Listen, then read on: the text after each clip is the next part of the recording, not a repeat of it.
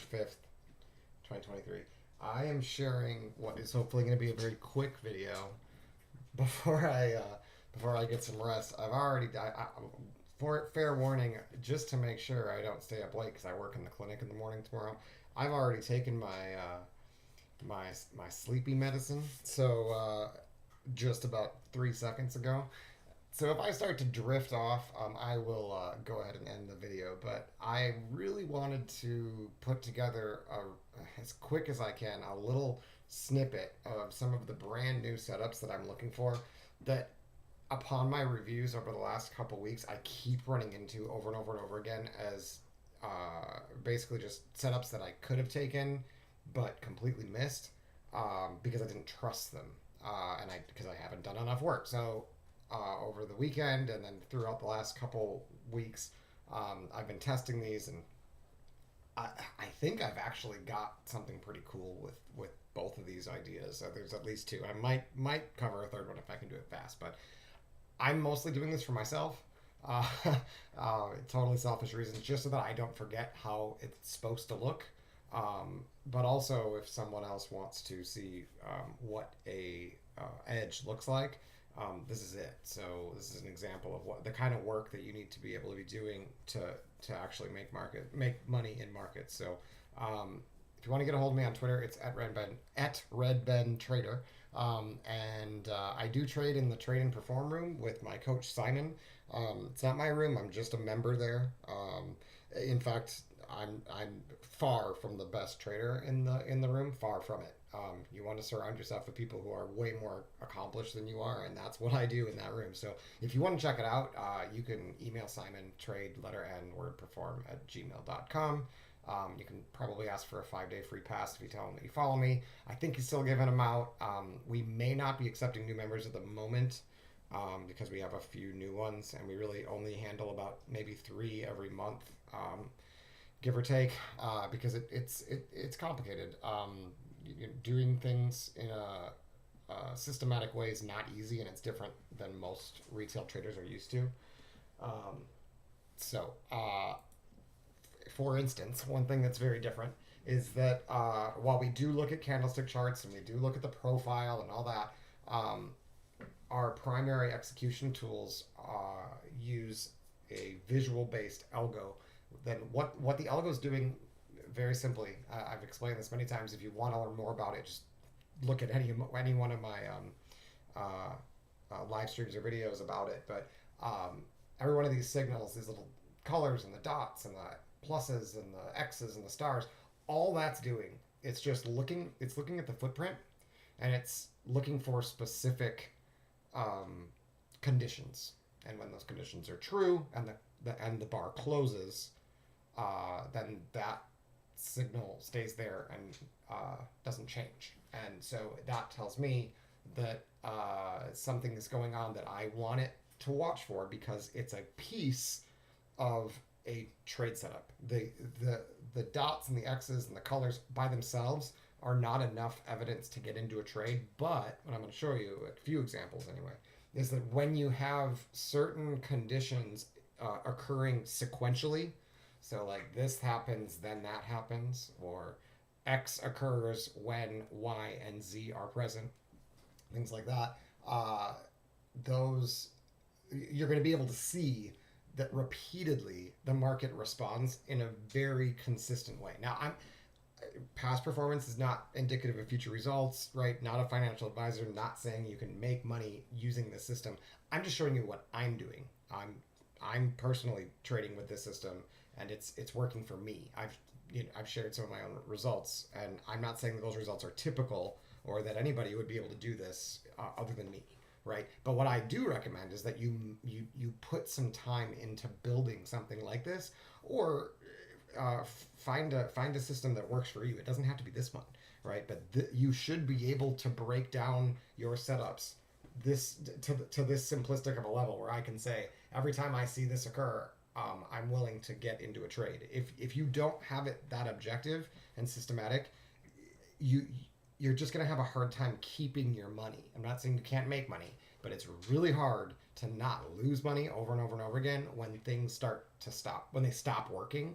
And if you don't know what you got, and you don't know what it looks like when it's not working, you won't know when to stop trading it. So the nice thing about everything being visual is when these stop working, it's clearly evident very quickly that something has changed, because there's so many. I've got multiple patterns I'm looking for, and yeah, I get a very early warning, basically, on any time frame that this is not the market where my signals perform. Now, I'm not, like I said, not 100% accurate, right? They do have good win rates, but I'm primarily trading a very, very small time frame. So this, for instance, is the 24 tick Renko chart of the NQ chart of the NASDAQ, which is what I primarily trade. I also trade some ES. I've dabbled with CL.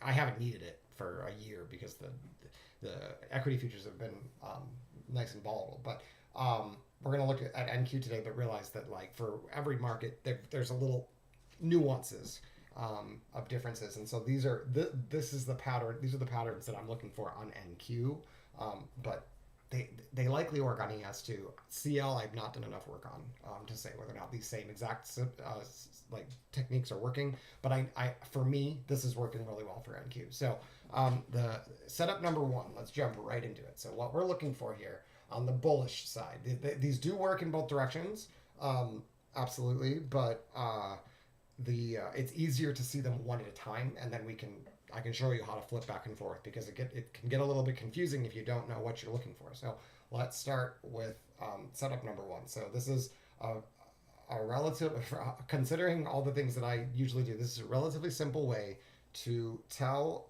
whether or not it's safe. Basically, I hate to use that word, but if it's appropriate for me to try to take what I call a follow through or a continuation trade. It can also be used for reversals, but it works better for continuation. And like I said, it's relatively simple. What we're going to look for is we're going to look for these bars with the pluses on them. So for the bullish plus is blue, and the bearish plus, on a bearish bar, is purple. But we're actually going to not use them as a trade entry trigger. We're going to watch for situations where they are beat. And when I say beat, what that means in all cases, it's got a specific, it must have a specific meaning, is that the other side, so if this is a bullish bar, that the other side of the market has been able to push not only price below the low, but also volume, which is this yellow line here, is the VPOC of each bar. So the volume point of control, where most of the volume is during this bar, as this bar forms. And remember, these are Renko bars. So if you look at the time down here, there's no time component to the formation of the bars. These bars could take 3 hours to form if they have to. It's just how ever long it takes NQ to move 24 ticks in the same direction. That's how long the bars take to form. So if you look, they're going to be different. There's no standard like here. Look at how fast these bars are forming. 9:24, 9:36. So there's like 10/10ths of a second between this bar and this bar. This is just a huge quick breakout, right? Whereas back here we have, this is near the open of I don't know, some Tuesday, the 28th it says, I think. No, yeah, Tuesday. I just picked a random day. So you can see 4507, 4518, right? So it's going pretty quick. This is probably very difficult to trade this time frame at this time. We probably had what's it called? A release of some economic data, or it's just the open and it was relatively quick. But just understand that this is just movement. It's looking at rotational movement in the market, and we use Renko because it makes reading the rotations so much easier than having to think about time frames. We do look at candlestick charts, but when it comes to the algo, it's way more useful to tell the algo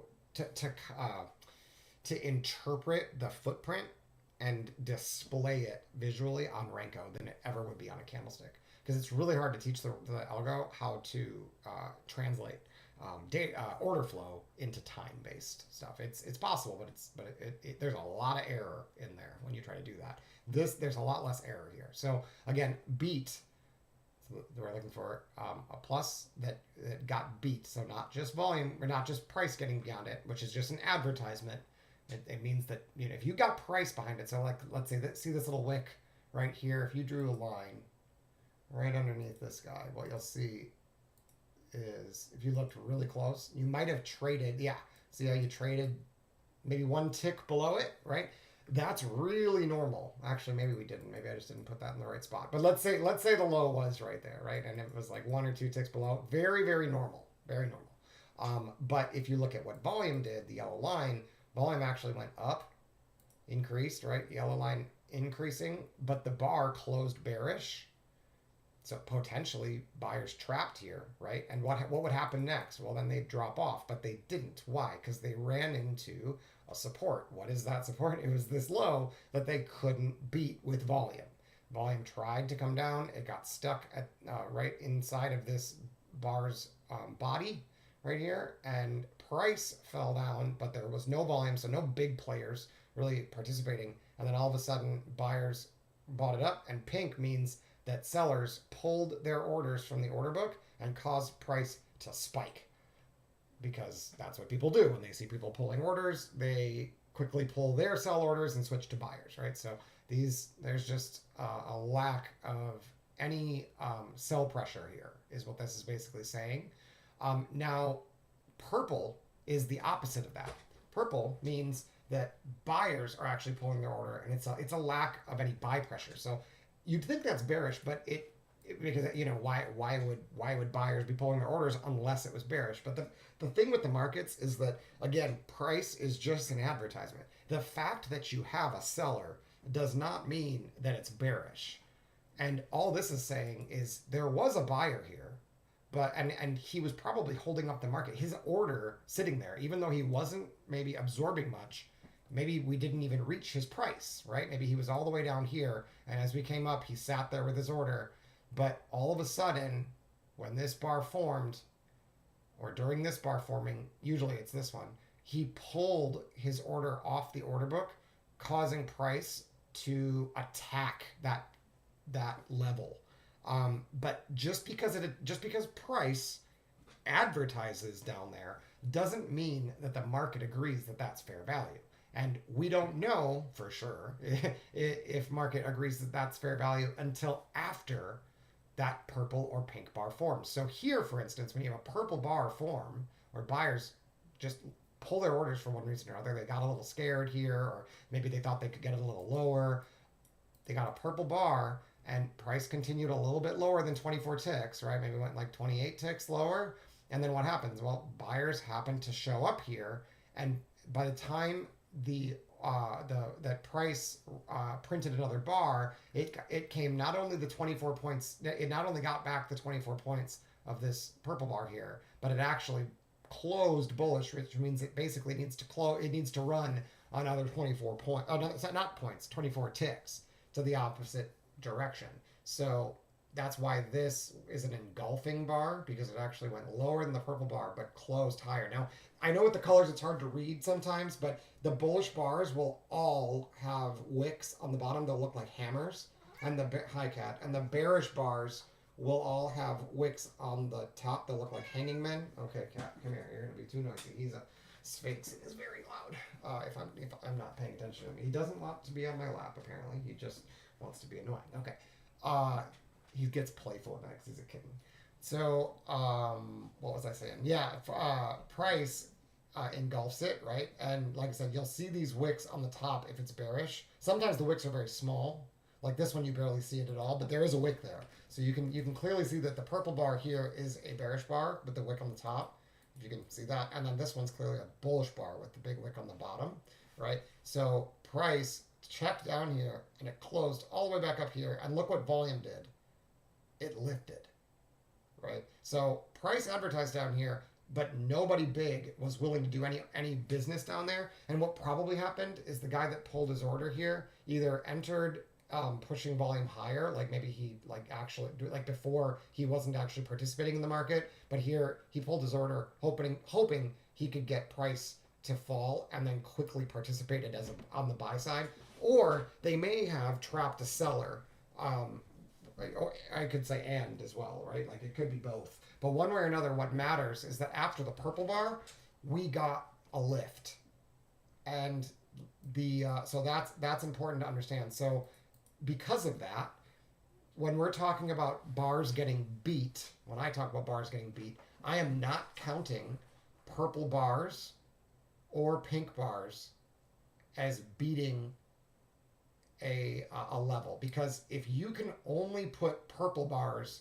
below a level, for instance, uh, uh, there's a purple plus here, and so if this was instead a blue plus and we were trying to get under it as a seller, this wouldn't count as beating it, right? So if these two bars were over here, let's say underneath this blue plus, and I was trying to decide whether or not it's time to short, I would say, nope, we're not, it's not beat yet. We need a bearish bar that isn't purple.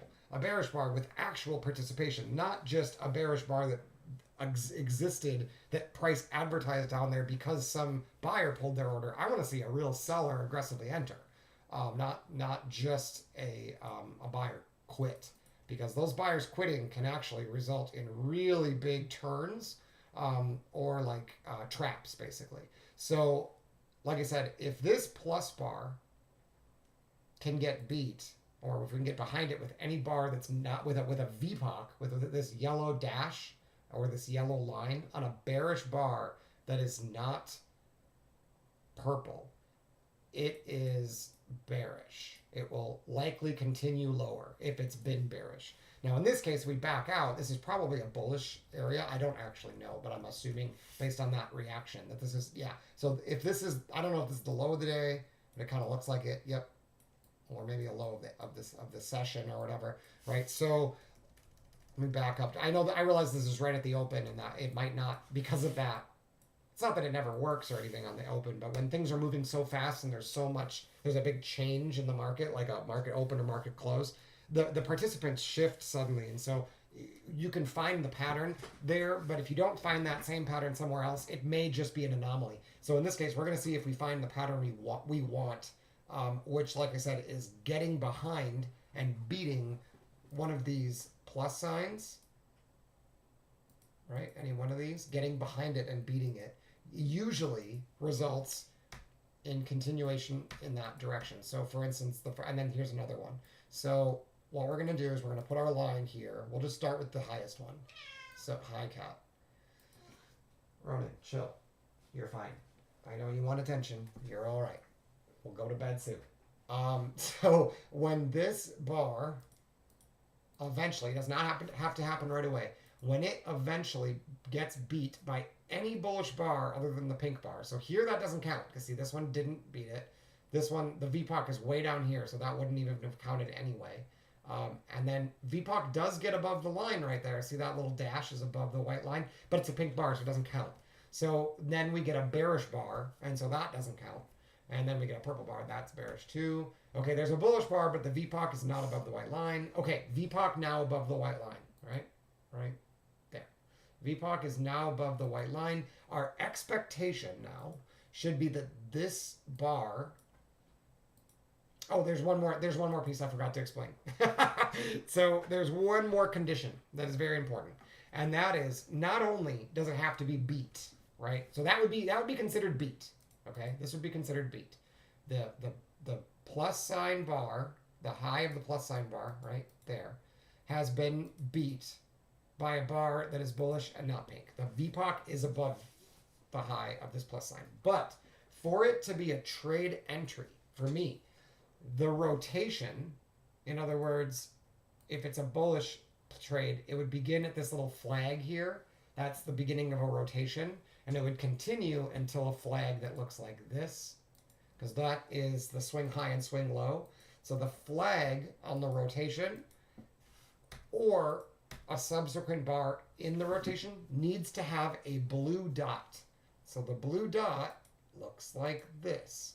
So you can see this blue dot is associated with this bar, right? And that bar has a flag, but that bar's rotation ended here on the next flag to the upside.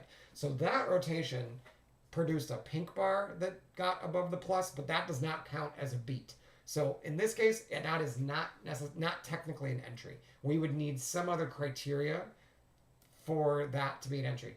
Then when we do finally beat it, this is not a blue dot, and there's no blue dot on the signal bar either. So in other words, it doesn't mean it's bearish, but it means I don't yet have a confirmed buy entry. I need to also have the blue dot. So let's see if I get it. I do. There it is. So see how we did not get another one of these flags up here? Okay. No flag. We got a star, so they're aggressively pushing. But look, volume was going up at that point. Volume came down, produced an X, but more importantly, a blue dot. And because we've already beaten this bar, we've gotten above it on a bar that's bullish, that's not pink. Because that's already happened, we can now consider being bullish. If we didn't have any other signals to follow, that would be a clear indication that we can enter for a buy. Now, technically, you would need to put your stop underneath this swing low. So where you want to enter is kind of up to you and up to the chart. Because if you don't have risk reward to put your stop at 12,078 and enter at 12,103, which is a pretty big stop. It's not impossible, but it's pretty big. Definitely more bigger than I want. If you don't think you can get a good enough risk reward ratio, then you need to wait for a pullback. But the signal remains valid as long as this swing low does not get beat. So if we get a bearish bar with a VPOC below the low that's not purple, we're good, right? So we can put our stop just below this, okay? And if that bar gets beat by a VPOC that's bearish on a bar that's not purple, the trade entry is no longer valid and we don't want to enter, or if we did enter, we want to exit. So in this case, we may have had to make the difficult decision to enter right away. I don't know. Let's see if we get a nice little pullback or if it just stops because it started the day. That's a purple bar. That wouldn't count. That's a purple bar. Okay, we did not beat the low. We got purple bars underneath it, but that's it. Just purple bars. So as of right now, I might have gotten, if I had entered here, there's no way I'm still holding, right? But the trade, because that would be a really aggressive entry. And if I would do that, I'd need to probably take most of my profits up here at 8 to 10 points. And why I would do that, why I would even enter that high, I'm not sure. Maybe because I thought I had a target far away and there wasn't any resistance. But normally, I want some sort of an entry signal to occur after the blue dot, such as a star down here, or some maybe another blue dot, but something on a pullback would be preferable there. But you can see it just kind of fell right through. But more importantly, it did not take out the low with anything other than a purple bar so far, and then the next bar was bullish. So in other words, if I now get an entry signal, it's still bullish. So I don't have all my entry signals on this chart, so we may actually have gotten an entry signal there. I'm not totally sure, but one way or another, we should continue higher here, I'd imagine. Well, that's clearly a higher low now. So I'd be shocked if that one didn't get some sort of entry signal on my regular, when I have all the signals on. I just didn't want them all on for this demonstration because we don't need them all. But let's see if I've got the right idea. I'm pretty sure that is bullish. Yeah, okay. So that's plenty bullish for me. I don't have to go to high day for these to work. So now let's go to the next one, right? Because that was the first one. That was based on, that one was found, where the heck was that? It was 8:30. It was this bar, right? Getting beat. Do I have that right? I think I deleted it, but it occurred because we beat the plus bar right here on a bar that's not pink, and then we got a blue dot, and then we got a pullback, right? That did not get volume below the swing low, right? We only got purple bars underneath it. So that was the bullish setup. Okay, so now let's go to the next one, right? Let's see, because there's a lot of plus bars, right? So that's one of them. Here's another one. Plus, okay, right there.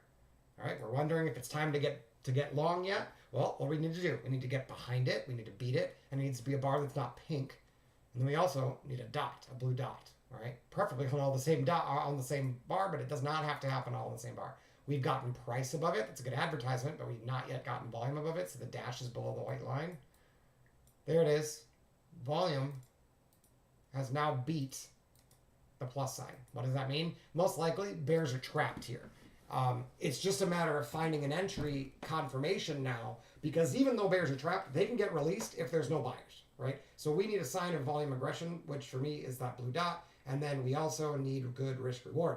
There's the blue dot. That's exactly where we want it, right? That's much better, right by the signal bar. That's, see, remember before it was like way higher on the other setup. This one is, you could take this for right away.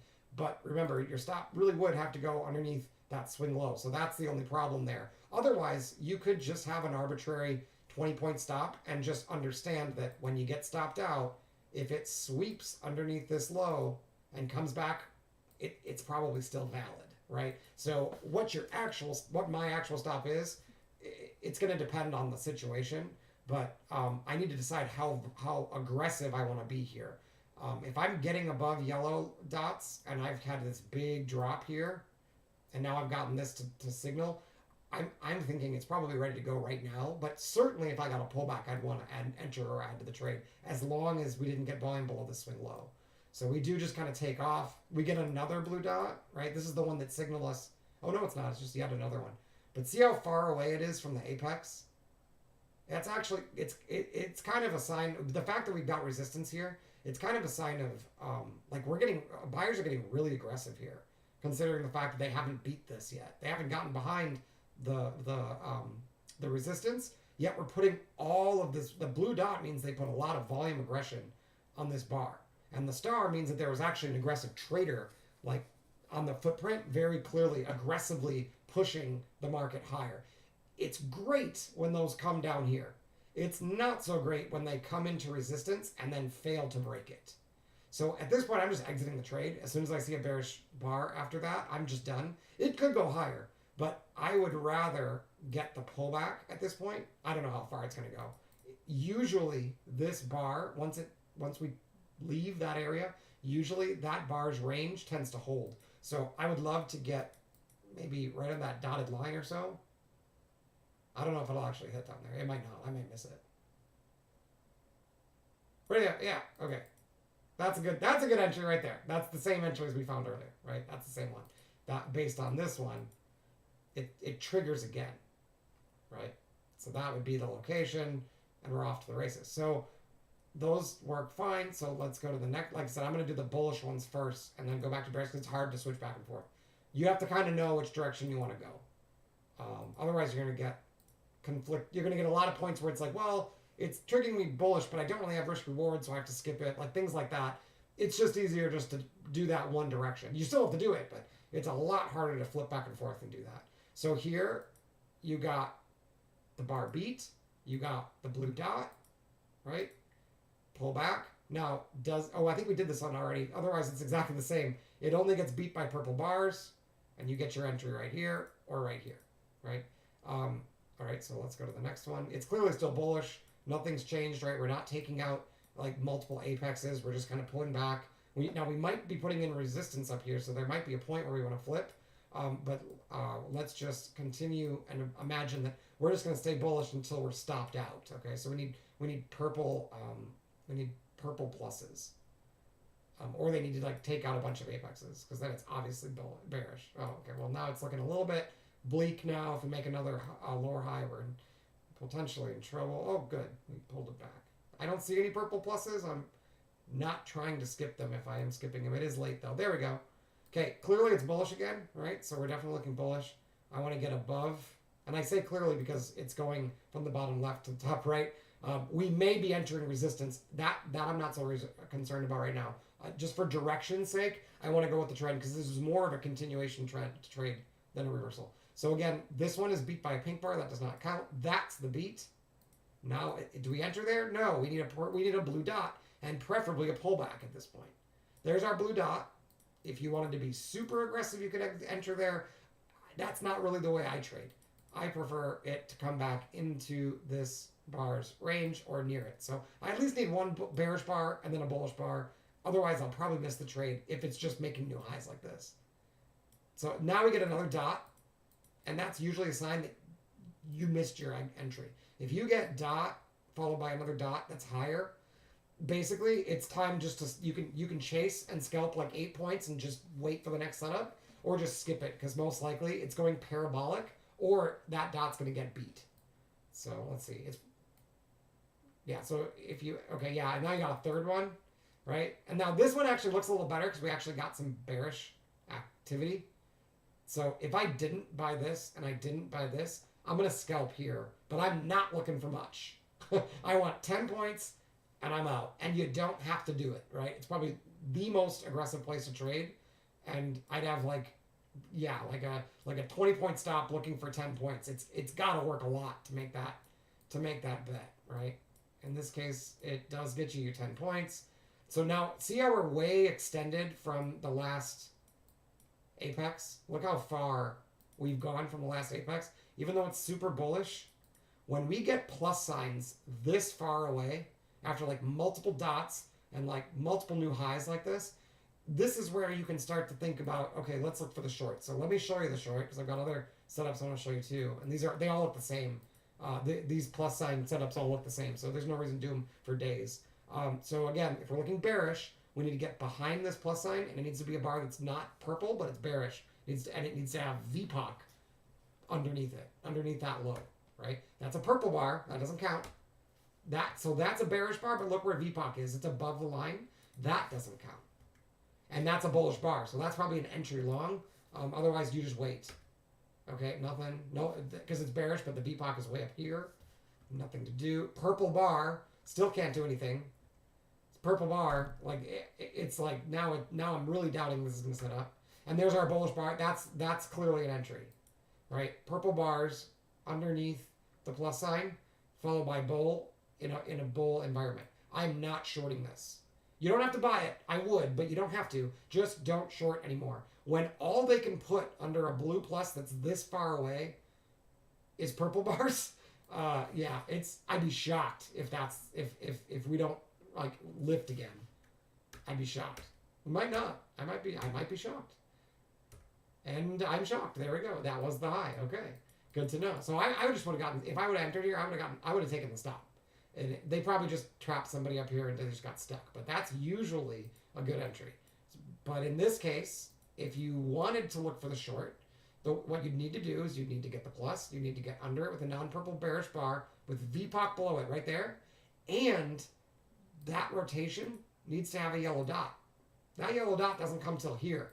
Am I shorting that? No way. Way too extended. Right? For a counter trend move, way too extended. Would I maybe short on a pullback? Sure. Okay, in this case, it actually just works. That's hilarious. So if you're aggressive here, it just happens to work. That's actually the close of the day, but whatever. Oh no, it's not. Never mind. It's Central Time. We got another hour. So, but again, by the time you got the second one, that's probably your last chance to enter for the scalp. So if you skip this one and it comes again without a pullback, you can scalp the 10 points, but you might not want to do anything more, especially if this is beaten. And then they give you the bullish bar and then the yellow dot. And this one's this isn't the most aggressive. This is the smartest aggressive move. This is the most aggressive that's usually very thin. And you got to be really, really quick, nimble, right? It gets 2 purple bars and then reverses. And look what we got. Another plus bar. So what can we do? We put the bar underneath. Did we beat it? Only with a purple bar. Is it bearish? Probably not, right? And so if you have a reason to be bullish here, like, I don't know, maybe before you had another entry that worked really well right at that level, like we did, because that's why there's a white line there, because it lines up with this blue plus, the purple plus. See that? Once I beat that level, I'm probably going to be looking for bull trades. So like here, I'm looking for pullbacks to buy. And I can certainly stop looking for pullbacks to buy if they beat that plus sign with the bearish bar. So that one does not have the VPOC below the line we need. That one does. So I'm going to skip the long because this one's got a yellow dot and it got bearish bar below. So if anything, it's a short. My risk reward is awful on the short, right? We haven't even beat this yet, so I'm not going to short it. But that's going to keep me from buying it most of the time. And that saves me some money. So that, and it would have been a good short. You know, maybe there was a higher time frame reason to think that this would get broken or whatever, but this does end up working. There's your aggressive short, and then here's the one that's very thin. See that? Super hard. If you can get the pullback, even better. What do you know? We get another plus. If we can beat that with a bearish bar, it's probably bearish. I kind of already know it is. There is a bearish bar, but the VPOC is above it. That is it. Unfortunately, no yellow dot. No yellow dot. Nothing to do. There it is. Yellow dot. Do I want to short that? Ugh, it's awful deep, right? It's right in the hole. And look how long it's been since an apex. The flag. All the way up here since we've got a flag. No flags all the way down here. I'm not touching that. I'm not buying it, but I'm not selling it. I'm not saying it can't go lower. It's just really, really, that's shorting in the hole. That's definition of shorting in the hole, right? And so, yeah, not surprisingly, they lift it. And that's probably the low of the day. Okay, sorry, that's not a plus. That's an X. So let's just do one more plus. And then just to show you I'm not cherry picking. I have no idea when it comes. No idea if it's going to work. There we go. Okay, now look, we're bullish, right? This would be a bearish setup. The chances that it works are lower, but let's see. Okay, it needs to beat it with the bearish bar that's not purple, right? No, VPOC's not underneath it. See, they can't beat it with a bearish bar that's not purple. My guess, it's probably bullish, but we got a plus here to the downside, so we'll know with confirmation if we can get a bullish bar above there and the apex has a blue dot. So let's see. Right there. Whoops, sorry. That's it. Okay, so if you have a reason to enter there, go ahead. Otherwise, pullbacks or signs of aggression, it's time to be bullish. Yeah. There's a pullback. There's your entry right there. See how they pull back right into the zone of the area of the plus sign? That's perfect. Watch it fails. No, it works. That's great. Okay, cool. And having a blue dot later on really helps confirm things. The blue dots are something I'm calling a shield. They act as support. Basically, it's like another line of fire behind the front lines.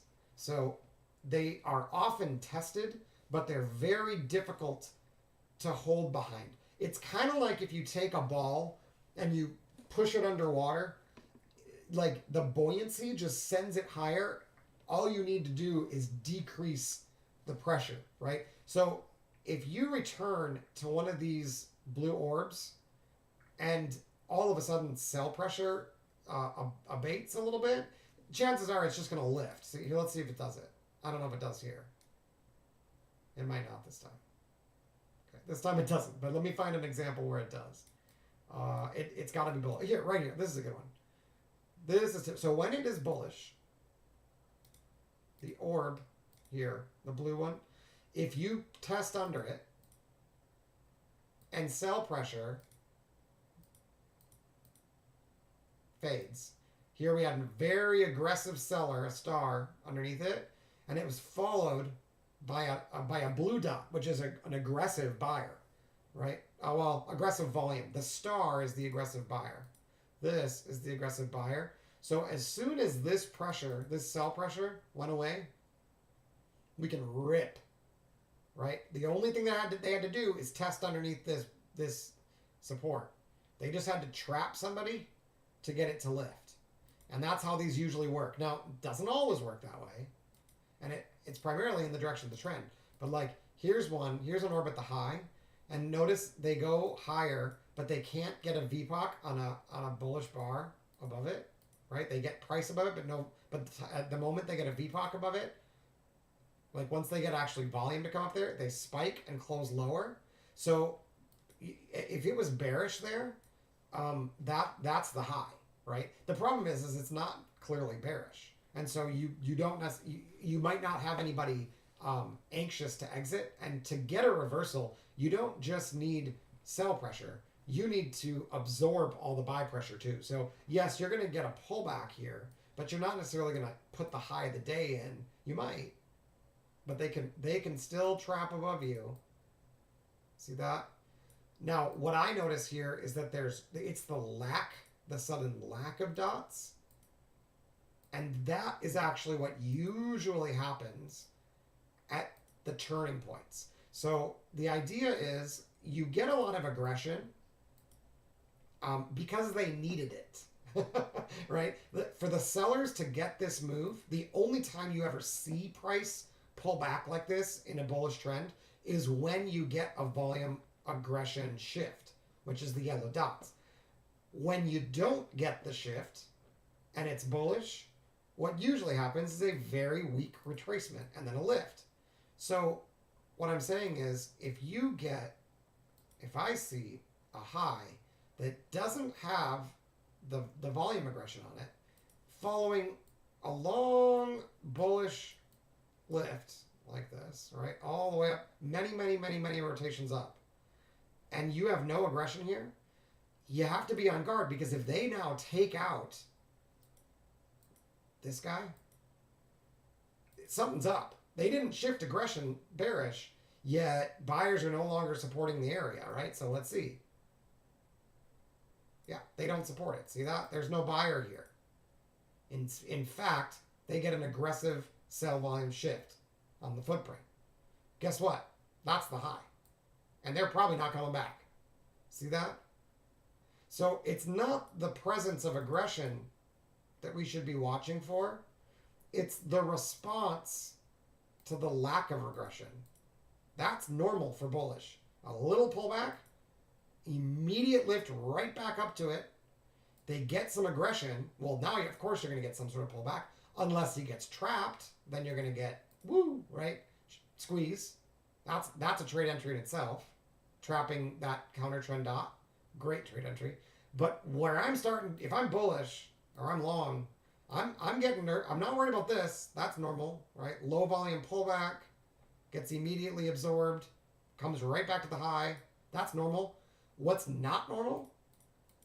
Getting another one and taking this shift out. That should have acted as a shield, just like it did every other time on the way up, right? Look, dot, that's your shield. You get behind it, they show up, right? This one they couldn't even test. This one they couldn't test. This one they couldn't test. This one they couldn't test, right? And we'll see exactly the same thing on the other side. This one, they couldn't reach it. It immediately falls. This one they couldn't test. This one they couldn't test. This one, what happens when they test it? They get behind it. They show up. Boom. Right? This one they couldn't test. This one they couldn't test. Here, they didn't have one. And look what they got. Right? Why? Because there's no more buyers. They're gone. Why are they gone? Because we took out the shield. They took out the shield. Buyers are gone. They don't need any more sell pressure. But what's funny is if you look closely, they don't often need it at the high. Look. Oops. And the low too. See how they needed it here just to get 2 bars? And one of them is purple. The only reason this one even closed bearish is because buyers pulled their orders. Right? So they basically got one aggressive seller there. He should have gotten trapped if this is bullish. That guy cannot survive on his own. He's an aggressive, big seller. We should not have any trouble, if it's bullish, trapping him. Instead, he shows up again. Same exact signals. Right? He should get trapped. He doesn't. They put in an X. Okay, we're going to talk about the X's next. And when that X gets beat, and on the next pullback, they can't get it back, it's over. And if you look very closely at the very high, we had no volume aggression shift, no yellow dot at the high, because they didn't need it anymore. They didn't even need to get that aggressive here. They just, once they got under this, once this guy was gone, it's over. Okay, so how do I use the X's? Let's go to that one. And then it's getting pretty late. I'm gonna go bed. Excuse me. Okay, drink the water. Okay, so here's the setups with the dots as best as I can, because I am getting tired now. So the first really obvious setup with the dots, with the X's, is when you get really extended. Okay, really extended. like this, where you've gone multiple rotations up and you print one at the high. Notice this is not the high, right?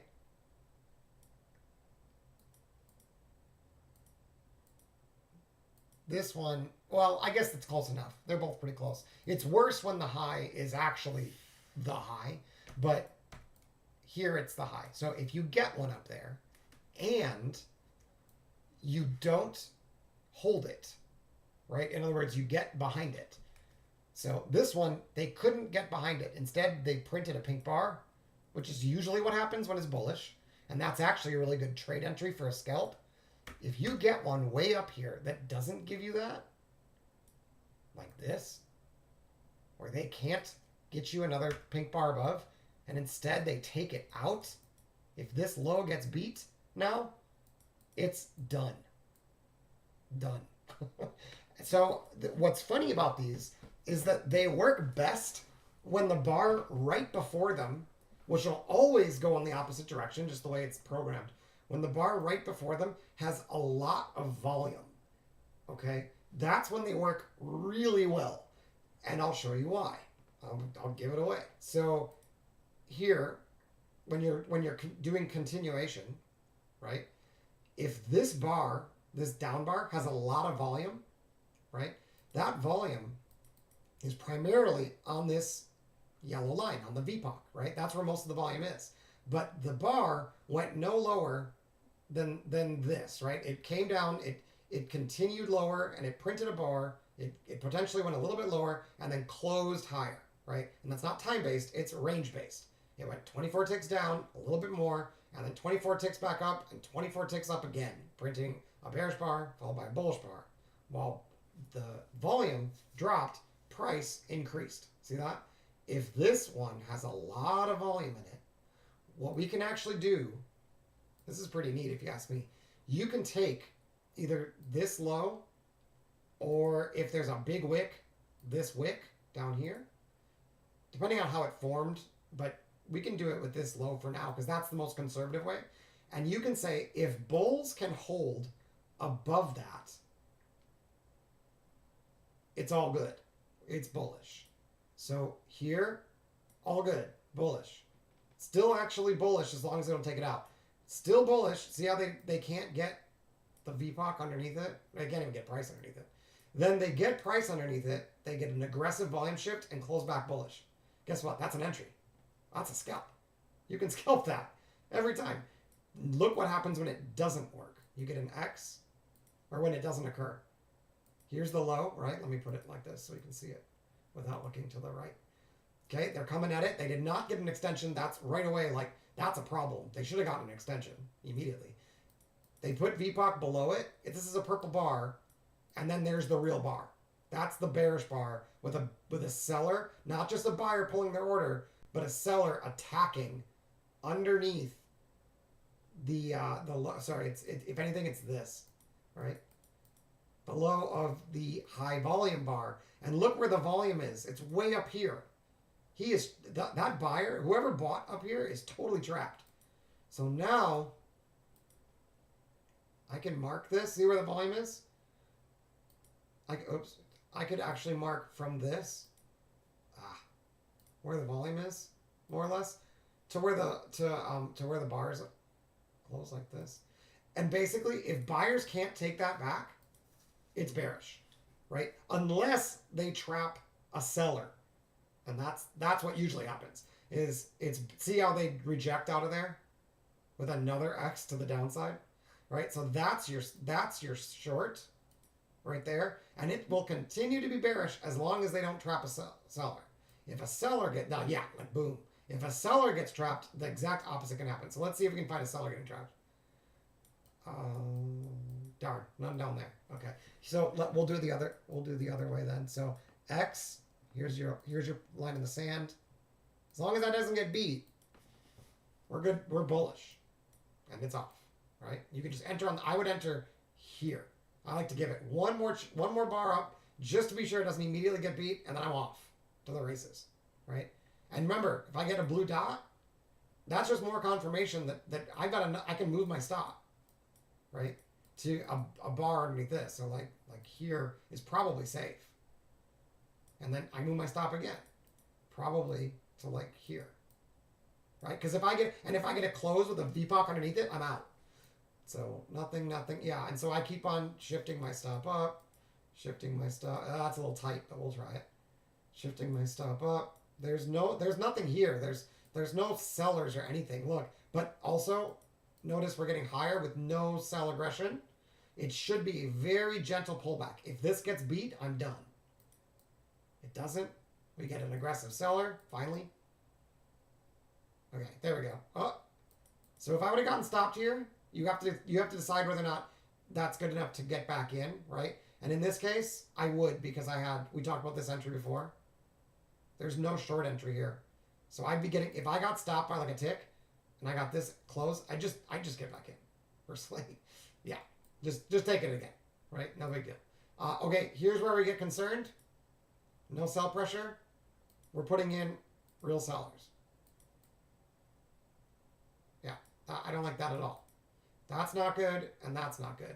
We need to hold, if they hold this high, it's done. If they take it, great. Oh, they took it. It's fine. Oh, they put in another one. It's probably done. Real sellers. Real sellers. Real sellers. If we take this out, it's done. Take that out, it's over. Not yet. Right there. It's done. And we can short because the yellow dot. Boom. Okay, still no, I'm looking for trap sellers. Still no trap seller. Okay, another buyer. All right, look how this works. Watch. This is the one before it, the X, right? Put it across. Okay, we tested underneath. Did we get a VPOC below it on a bearish bar? No. In fact, price advertised below. It closed higher with a sign of aggression and an aggressive shift. Guess who's getting long there? Yeah, I'll do it every time. Okay, now here we go. All right, seller. Right? Here's our line in the sand. Note we can't get a bullish bar above it with a VPOC, right? I don't want to be long anymore. In fact, as soon as I get this, I'm probably short. Now they might flip it. Okay, another bullish one. It's got a star on it. I can probably just enter as long as this holds and I got a blue dot. We're good. And yeah, we ran into this resistance and that one's going to stop. Yep. So now he's trapped. See that? Now he's trapped. Okay, here's where the second part of this comes in. If the buyer can now recover the X, it can be an explosive squeeze. Otherwise, it's over, right? So we talked about how I can take it from the VPOC, right, to the high of the bar, or before it was the low of the bar. So as long as this stays as resistance, we're definitely bearish. If we retake this, squeeze should be expected. Bearish, right? X. Draw the line. Now here I'm probably not entering right away. I want to beat this. There we go. See how I've gotten through it now? All I need is one more. I want a VPOC above it. It's pink. I want a real VPOC above it. There we go. So VPOC rolls above it. I get a pullback, right, into the area, and a VPOC above it. It's bullish. It would be better to get long on a pullback, but we might not get that chance because we just recovered this X, and that usually produces a squeeze. Whoops. Not always immediately, but usually. Oh, we got a pullback. That's perfect. If I would have entered here and we get like even this get broken, I'm just out, and then I'll get long right here across the X. Is perfect. This is ideal entry. Oh, it fails. That one failed. Interesting. I'm surprised. Let's see what happens here. Let's see what happens. Oh, this is an econ release. Fuck. Sorry. It's not going to work when you have econ being released after the see, econ got released and then they interpreted it. So it's gonna do the exact opposite, right? Everybody saw what I did. It was like saw what I saw. It was like, oh wow, they beat it. They recovered it. It's like, nope, we lost it again. So once they lose this one, see, this was an X2. Once they lose this, it's done. Now, if you took the stop, which happens, right? You take stops. I don't trade during econ releases, but if I took that stop, no problem. I'd flip for sure. Yeah, that's going to be a huge one. Yep. So let's see if we can trap another one that actually works. I'll show you. Okay. Big lift, right? We got 2 in a row. One of them's going to get trapped, right? So remember, it's over here. Now, this is a very low volume bar. Purple, they very rarely have volume because they printed when buyers pull their orders, right? So I'm not expecting this to do much. And the very next bar is not higher. And we're running into this resistance, which we talked about before. The trap buyer, right, is right there. So do I expect this to work? I don't, right? But I know for sure it's not going to work more or less when we get this one, because now I've got the bigger volume bar is the X this time versus the one before it, right? So now this X has a big volume bar before it. It also has a white dot. So as long as the next bar or the next 2 bars doesn't take out this high, this X is high, the big volume bar, it's going to go low. It does not, right? We got the yellow dot. You can just enter if you want. Otherwise, any pullback is a short. Like this. Short, for sure. Yeah. Yeah. Yep. Okay, so here's the exact same situation. Look, up, right? This bar is not purple or pink, but there's no blue dot here. They did get a blue dot back here. So what I want is I want this general area to hold, and I can be bullish. Okay? We get a purple one going down. The bar before it, very low volume, right? Pink. Do I expect this to work? I don't. So what do I want to do? I either want to buy a breakout above this big volume bar's high. That would work. Or wait for that to happen. Make sure they get a VPOC above there, and then buy a pullback, more or less. Okay, there. Oh, that's beautiful. We get yet another one, right? So now that just confirms that this is basically what we need to hold. So, like, as long as I can get, as long as they don't push a VPOC down here, we're good to go higher. Okay, yellow, pink bar. I'd prefer not to be pink. There, good to go. Probably a squeeze. Yeah. So that these work pretty good. Pretty good.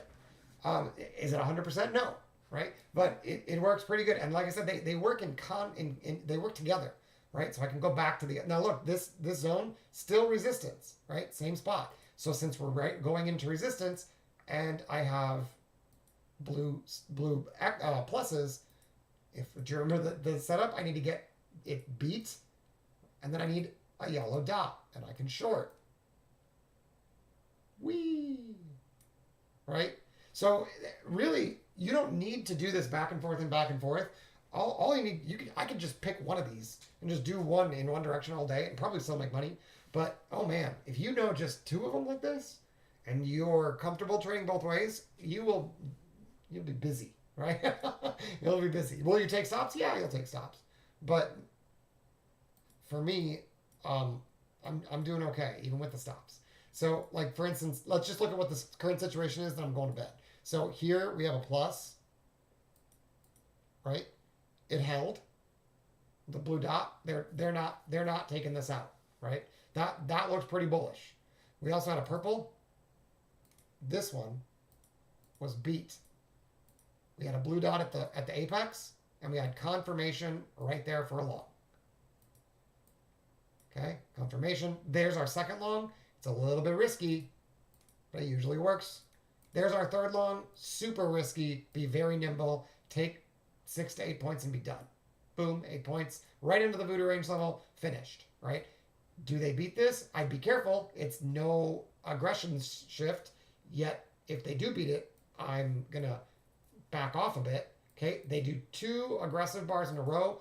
They're probably serious about that high, right? Purple bar, real bar. Okay, I'm not interested in longing unless I trap a seller now, right? That's what we talked about. So now they did have another blue dot here. They're defending it, so it probably does lift. I'm not necessarily thinking that high is going to immediately getting taken back though. Do I have a long? I don't, right? Do I have a short? I don't. Don't have a short setup, right? Nothing to do. Okay, nothing to do. No X's, no pluses. There's our plus. If I want to be long, I need to trap him. I need to get above him with the VPOC and then get a blue dot. Okay, I got above him with a VPOC right there. No blue dot at the low. Guess who's not getting low? So I've got nothing to do. And if I was only using those two signals, I'd have nothing to do. I would wait here, and I would expect it personally. I would expect this to hold because there's no aggressive volume shift.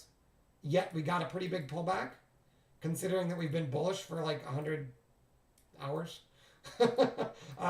Yeah, so that's quite possibly the high or near the high. The fact that they defended it and it was a voodoo range level and there's no aggressive shift in volume there tells me there's some other, like, buyers are no longer interested. Sellers didn't attack it, yet we're pulling back, right? So once sellers saw that, they shifted and attacked aggressively with the star. What happened? Well, they came down to the next voodoo range level, the dash line, and it bounced. Is that a surprise? No, because price usually goes 1 VR when it's balancing. So is it bearish? I mean, I don't know yet. I don't have confirmation that it's bearish. But if it was bullish, should it go any further than that? No. It should go 1 VR or less on a pullback if it's bullish. So if it's bullish, now it's got to hold this low and go higher. If it doesn't, it's balanced or bearish. That's how that works. Okay, so I need some sleep. I will talk to you guys next time. You can find me on Twitter, RedBenTrader. If you want to check out the room that my coach runs, give Simon an email, trade_wordperform@gmail.com. I will see you all next time. Hope this was informative and trade extremely well this week. The